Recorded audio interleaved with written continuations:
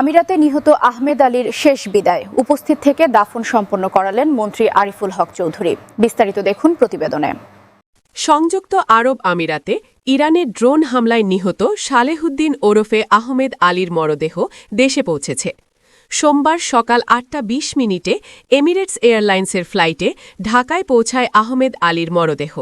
পরে তার মরদেহ বিমানের আরেকটি ফ্লাইটে করে নিয়ে আসা হয় সিলেট ওসমানী আন্তর্জাতিক বিমানবন্দরে। সিলেট ওসমানী আন্তর্জাতিক বিমানবন্দরে সকাল ১১টার দিকে আহমেদ আলীর মরদেহ গ্রহণ করেন বাংলাদেশ সরকারের শ্রম ও কর্মসংস্থান এবং প্রবাসী কল্যাণ ও বৈদেশিক কর্মসংস্থান মন্ত্রণালয়ের মন্ত্রী আরিফুল হক চৌধুরী। বিমানবন্দরে আলীর মরদেহের সকল আনুষ্ঠানিকতা শেষে মন্ত্রী নিজেই মৌলভীবাজার জেলার বড়লেখাস্থ বাড়িতে নিয়ে যান। সেখানে জানাজা শেষে পারিবারিক গোরস্থানে তার মরদেহ দাফন করা হবে বলে জানা যায়। আহমেদ আলীর গ্রামের বাড়ি মৌলভীবাজারের বড়লেখা উপজেলার গাজীটেকায়। গত ২৮ ফেব্রুয়ারি আরব আমিরাতের আজমান শহরে ইরানের ক্ষেপণাস্ত্র হামলায় নিহত হন তিনি। সেখানে তিনি পানি সরবরাহের গাড়ি চালাতেন।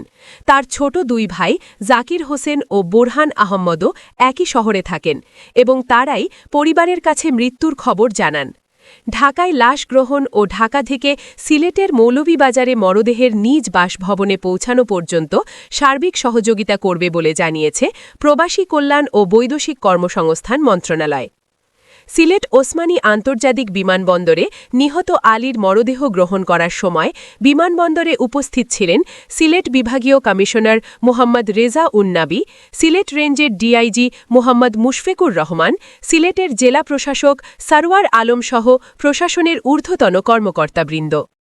গণপ্রজাতন্ত্রী বাংলাদেশ সরকারের মাননীয় প্রধানমন্ত্রী সার্বক্ষণিকভাবে আমাদের সকল পর্যায়ের মন্ত্রণালয়ের সঙ্গে উনি যোগাযোগ অব্যাহত রেখেছেন। আমি প্রবাসী কল্যাণ মন্ত্রী হিসাবে আমার সিনিয়র সচিব ডক্টর নিয়ামতুল্লাহ সাহেব, এখানে আমাদের প্রয়োজনীয় স্কিমের ডিজি, জেলা প্রশাসক, পুলিশ সুপার সবই আমরা এখানে লাশটা বহন করে নিয়ে আসছি। আমরা প্রথম থেকেই ওইখানে লাশটাকে রিসিভ করা থেকে শুরু করে ওইখানে সরকারি যত প্রসেস আছে আমাদের মাননীয় প্রধানমন্ত্রীর নির্দেশনায় আমরা সবকিছু করে আজকে আমরা পরিবারের কাছে আমাদের নিজ উদ্যোগেই প্রবাসী কল্যাণ মন্ত্রণালয়ের তত্ত্বাবধানে সমস্ত তাদের পরিবারের সকল সদস্যদেরকে নিয়ে আমরা লাশ দিয়েছি এবং ওনার পরিবারকে আজকে তার দাফন কাফনের জন্য আমাদের মন্ত্রণালয় থেকে প্রবাসী কল্যাণ মন্ত্রণালয়ের ৮৫,০০০ টাকা শুধু দাফন কাফন এইগুলো করার জন্য আমাদের জেলা প্রশাসনের পক্ষ থেকে বিশেষ করে উপজেলা কমপ্লেক্সে ওনারা নগদ ২০,০০০ টাকা দিয়েছেন, আরও ১,০০,০০০ টাকা আগামীকাল দেবেন।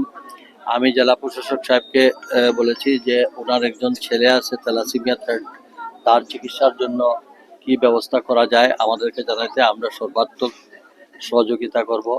এই সরকার প্রবাসীদের পাশে আছে এবং ওনার ওয়াইফ একজন প্রতিবন্ধী, আমরা বলছি প্রতিবন্ধী ভাতা উনি পাবেন, এর ব্যবস্থা জেলা প্রশাসক ইমিডিয়েট সেটা করবেন।